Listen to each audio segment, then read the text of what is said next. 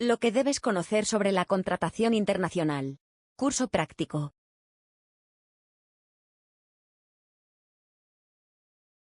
Temario del curso.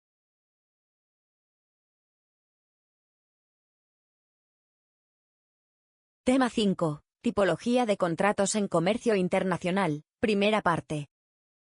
Los contratos internacionales recogen por escrito los principales términos de un acuerdo, para cubrir los aspectos más importantes de la relación comercial. Las partes contratantes, en la fase de negociación y redacción de este tipo de documentos, cuentan generalmente con la ayuda de especialistas en derecho internacional, bien procedentes de su propia plantilla, o bien de bufetes subcontratados a través del outsourcing. Existe una diversa variedad de contratos en el comercio internacional, tales como contrato de compraventa, contrato de distribución, contrato de franquicia, contrato de agencia, contrato de representación, contrato de suministro, contrato internacional de fabricación, contrato de servicios internacionales, contrato de alianza estratégica, o joint venture, contrato de transferencia tecnológica, o know-how, etc. Aparte del contrato de compraventa internacional, ya visto, en el capítulo 3, de este mismo curso, nos centraremos en algunos de los más utilizados en los negocios internacionales, como contrato de distribución internacional, contrato de agencia internacional, contrato de alianza estratégica o joint venture, contrato de transferencia tecnológica o know-how. El contrato de distribución. Al hablar de distribución, surgen términos como distribuidor, agente, o incluso broker, que tienden a confundirse y a usarse indistintamente. Esta confusión se hace mucho más evidente cuando se establecen relaciones contractuales con contrapartes de habla inglesa.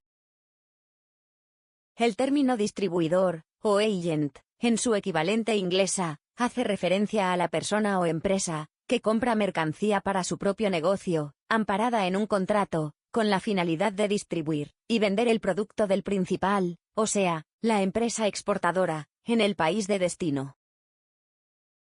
El término agente intermediario, o broker, en su equivalente inglesa, hace referencia a la persona que no tiene obligación de compra con el exportador, pero que le presenta posibles compradores. Por este servicio, recibe un pago, y, además, una comisión, por los negocios realizados. El contrato de distribución se firma entre dos partes, una llamada el principal, y la otra, el distribuidor.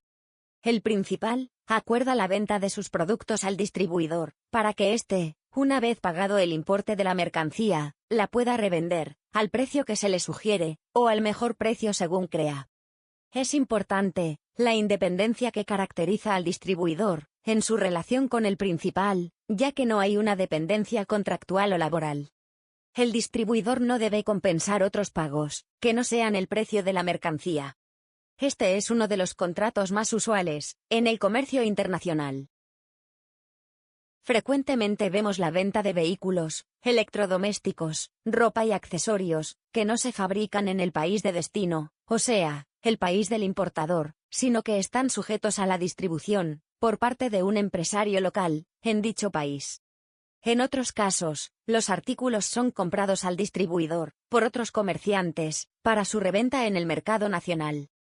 El contrato de distribución es un medio eficaz y relativamente poco costoso, por el que los exportadores pueden vender sus productos fuera de su territorio de origen y tener presencia en los mercados internacionales.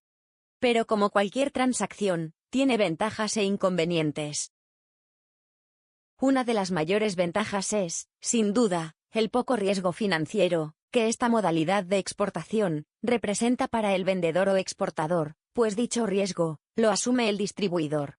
Uno de los mayores inconvenientes es el poco acceso directo del exportador al mercado de destino, pues esta función queda en manos del distribuidor. Por consiguiente, el conocimiento del mercado también queda en manos del distribuidor. La relevancia de este aspecto depende de las estrategias y expectativas del exportador. El contrato de distribución suele confundirse con el contrato de agente intermediario o comisionista. Además de la posible confusión terminológica, esto también ocurre, en cierta medida, porque los distribuidores se atribuyen el derecho a reclamar una serie de indemnizaciones, normalmente reservadas a los agentes comisionistas, además de las indemnizaciones a las que ya tienen derecho. Hay que recordar que en principio, no hay dependencia entre las partes, sino una relación comercial, aunque esta situación quedará debidamente aclarada, dependiendo de las leyes aplicables, en el país del distribuidor. Seguidamente se ilustran el tipo de cláusulas que se pueden sumar a las cláusulas generales, y a las que hay que prestar especial atención en los contratos de distribución. 1. Asignación del territorio. Determina el territorio en el que se concede la distribución de productos del principal. Esta cláusula es importante, y conviene aclararla, pues un territorio, incluso en un mismo país, puede estar cubierto por varios distribuidores. Tomemos un ejemplo clásico, como Estados Unidos, un territorio tan grande como diverso. Supongamos que una empresa encuentra un distribuidor de alimentos para las zonas de Seattle y la ciudad de Nueva York. El exportador, al entrar en contacto con el distribuidor, se entera de su tamaño y comprende que únicamente tiene capacidad para cubrir esas dos ciudades. Sería ilógico pensar que se le diera la distribución para todos los Estados Unidos, y se cerrara, de entrada, la posibilidad de conseguir distribuidores en otros estados, por un error de descripción en el texto. En este caso, el territorio asignado sería solamente el de esas dos ciudades, y se dejaría abierta la posibilidad de hacer más negocios en otras zonas. Debemos tener en mente, además, la perspectiva del distribuidor, que querrá asegurarse unos años la inversión y el esfuerzo que empleará en abrirle mercado a un producto nuevo. 2. Exclusividad. Esta cláusula sirve para otorgar, o no, el derecho de exclusividad sobre la actividad de distribución en el territorio asignado. Al decir exclusividad, se quiere dar a entender que el distribuidor será el único agente autorizado para la venta de los productos del principal en el territorio acordado, durante la vigencia del acuerdo. El tema de la exclusividad tiene muchas variables, en especial, con respecto a las indemnizaciones por terminación anticipada, que puede ser imputable al principal, o señalada como su responsabilidad. Los porcentajes de indemnización pueden ser acordados o solicitados por el distribuidor en el contrato mismo, o bien, ser otorgados por las leyes de distribución que rigen en el país de destino. Como es de suponer, a una empresa exportadora no le conviene conceder este derecho si la empresa distribuidora no está capacitada para cumplir las metas acordadas. A manera de advertencia, en el inicio de la actividad exportadora, se aconseja que al elaborar un contrato de distribución, este se otorgue por un período corto de tiempo, como 1 o 2 años, para un territorio específico, y sin ninguna exclusividad, a menos que el producto esté consolidándose en el mercado. Adicionalmente, a manera de protección para el principal, se puede incluir una cláusula que, en alguna medida, impida la competencia desleal que pueda generar el mismo distribuidor. ¿Y de qué forma? Prohibiendo al distribuidor la venta de productos de la competencia, a no ser que haya circunstancias muy especiales para que esta situación se dé en el distribuidor. 3. Pedidos mínimos de productos. Esta cláusula surge como una condición compensatoria a la asignación de territorio y al otorgamiento o no de la exclusividad. En esta cláusula, por lo general, se establece un pedido mínimo inicial de los productos del principal. También se pueden determinar los pedidos mínimos posteriores, los cuales, por lo general, se presentarán de manera escalonada y de conformidad con un calendario de referencia. Obviamente, la exigencia de pedidos mínimos no será observada en caso de eventos de fuerza mayor, que no sean responsabilidad de las partes.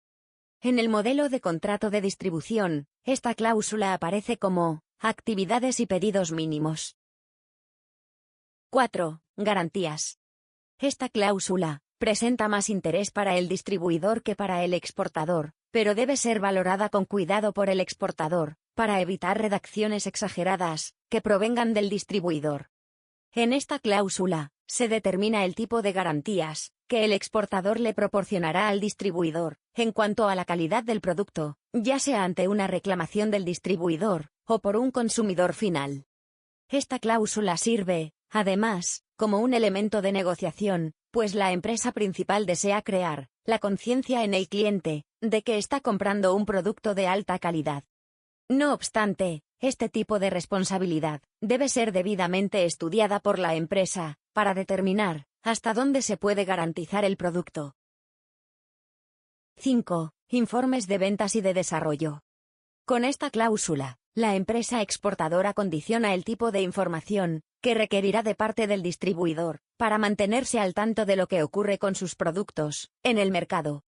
Aquí, se incluye información referente a precios de venta al consumidor final, productos con más demanda, puntos de venta más fuertes, y contactos que habría que tener en cuenta, en caso de que una misión del principal visitara el país del distribuidor. No siempre es fácil determinar con claridad el tipo de información que se desea recibir de parte del distribuidor, porque éste generalmente muestra cierta reserva a entregar información trabajada por él, y en la que el principal ha aportado relativamente poco. Hay que abordar este tema desde la visión del exportador hacia el distribuidor, no como un acto de espionaje, sino como un esfuerzo por ayudar en la parte promocional, o por mejorar el servicio al cliente que, en este caso, es el propio distribuidor. 6. Forma de entrega y de pago. El tema de los Incoterms ya ha sido descrito en la parte del contrato de compraventa. En cuanto al pago, se debe tener en cuenta que en el caso de la distribución, es muy común que el distribuidor le solicite al principal ciertos plazos para el pago de la mercancía.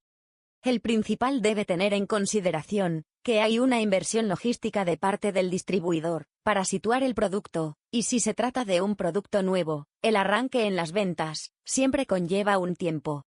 Es común encontrar la solicitud de plazos a 30 o 60 días, algún tipo de crédito u otra forma de compensar el pago, siempre con fecha posterior a la entrega.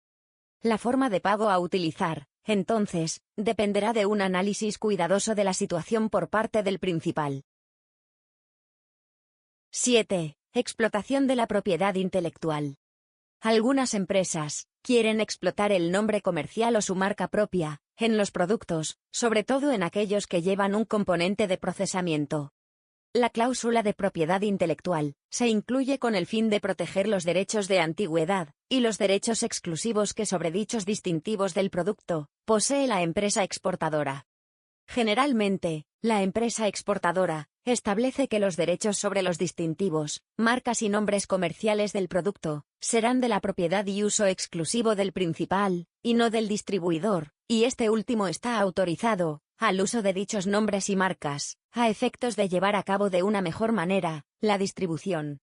Esto implica un esfuerzo adicional por parte de los exportadores para proteger debidamente y para registrar sus derechos de propiedad intelectual en los países de destino, ya que se han dado casos en los que algunos distribuidores se apropiaron de los derechos de propiedad intelectual de algunas marcas y nombres comerciales,